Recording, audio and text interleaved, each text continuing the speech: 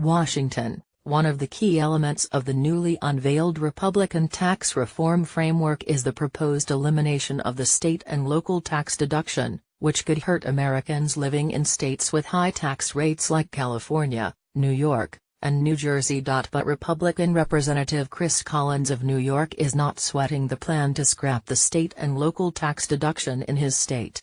Collins told reporters Wednesday he thinks the majority of taxpayers in his district would opt for the standard deduction, which would double under the new framework. "I bet you 98% of the people in my district are gonna take the standard deduction," Collins said. "So they're not gonna lose anything." Collins added that the tax plan, which Trump touted on the road at a rally in Indiana Wednesday afternoon, is so good on every front that the state and local tax deductions was a concession he is willing to make. "So I like what I see," Collins said. "I would, like everyone else, I'd rather see the state income tax and property tax staying in, but if 97 or 98% of New Yorkers are gonna take the standard deduction, it does not become a big deal." However, fellow New York Representative Kathleen Rice, a Democrat, called the removal of state and local deductions a non-starter for anyone. "I think this is an opening salvo," Rice told Business Insider of the framework.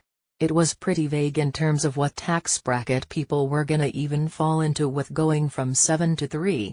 And some of Collins' Republican colleagues have been on the offensive about keeping the deductions that many of their constituents use. New Jersey Republican reps Tom MacArthur and Rodney Froehlich-Hewison, along with a handful of other lawmakers, said earlier this month in a letter to Treasury Secretary Steven Mnuchin that eliminating SALT unfairly penalizes residents in high-tax states like New York, California, Illinois, and New Jersey, where middle-class families can least afford another tax increase.